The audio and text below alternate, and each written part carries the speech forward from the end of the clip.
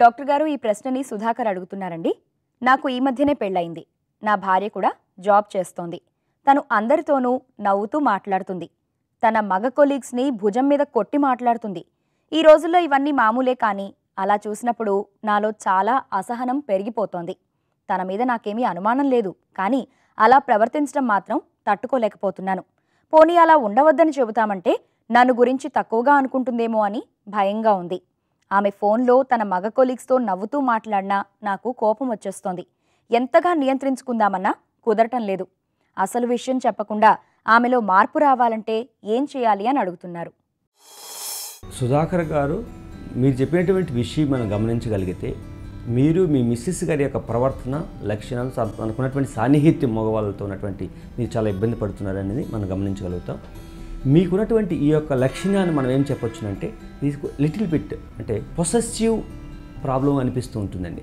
ఈ యొక్క పొసెసివ్నెస్ కలిగినటువంటి వ్యక్తుల్లో తన వ్యక్తులు అన్న వాళ్ళు తనతో కాకుండా ఎదుటి వ్యక్తులతో సాన్నిహిత్యంగా మెలిగినప్పుడు, అది భార్య కానివ్వండి, ఫ్రెండ్ కానివ్వండి, ఇంకా రిలేటివ్స్ కానివ్వండి, కలీగ్స్ కానివ్వండి, ఎవరైనా కానీ అలాగా మీకంటే ప్రయారిటీ ఏదే వ్యక్తులతో ఎక్కువ సాన్నిహిత్యం కలిగి ఉన్నప్పుడు మీలో ఒక రకమైన అసహనం అనేది ఏర్పడుతుంది. అంటే ఈ యొక్క పొసెసివ్నెస్ వలన అనే భావన కలిగి ఉండడం వలన మీలో ఇటువంటి ఇబ్బందులు కలుగుతూ ఉన్నాయి. దానివల్ల మీకు ఇరిటేషన్ రావడం కానీ, కోపం రావడం కానీ, ఒక సమయంలో ఎందుకు ఇలా జరుగుతుంది, నాకెందుకు జరుగుతున్నటువంటి ఆత్మన్యూన్యత పరిస్థితులు కూడా ఏర్పడుతుంటాయి. ఇటువంటి పరిస్థితిని మీ మిస్సెస్ గారికి మీరు తనకి దగ్గర కావాలంటే సాధ్యమైనంత వరకు మీరిద్దరు కలిసి చేసేటువంటి యాక్టివిటీస్ని పెంపొందించాలి.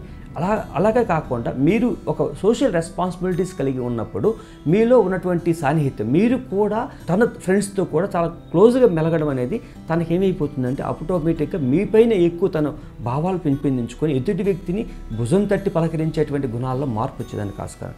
దీనికి అది ఒక రుగ్మతగా మనం భావించలేం, కానీ తన యొక్క క్యారెక్టరిస్టిక్ ఫీచర్స్ ఆధారంగా ఆలోచిస్తే తన పర్సనాలిటీలో ఉన్నటువంటి లక్షణం అది, తనలో ఉన్నటువంటి ఈ యొక్క ఓపెన్నెస్ అనేటువంటి బిహేవియర్ అనేది కొంచెం ఎక్కువ కావడం అనేది మీకు ఇబ్బంది కలిగిస్తుంది. మీ ప్రయత్నం మీరు చేసి చూడండి సాన్నిహిత్యాన్ని పెంచుకునే విధంగా. అప్పటికి కూడా తనలో మార్పు రాకపోతే మీరు ఒక క్లినికల్ సైకాలజిస్ట్ని కలిసి తగినటువంటి కౌన్సిలింగ్ తీసుకోవడం వల్ల తనలో మార్పు వచ్చేదానికి ఆస్కారం ఉంది. తనకు ఏ విధంగా చెప్తే అర్థం అవుతుందన్న విషయం మేము చెప్పగలుగుతాం. ఆ యొక్క చెప్పిన తర్వాత తనలో మార్పు వస్తుందని మేము గ్యారెంటీ కూడా చెప్పగలుగుతామండి.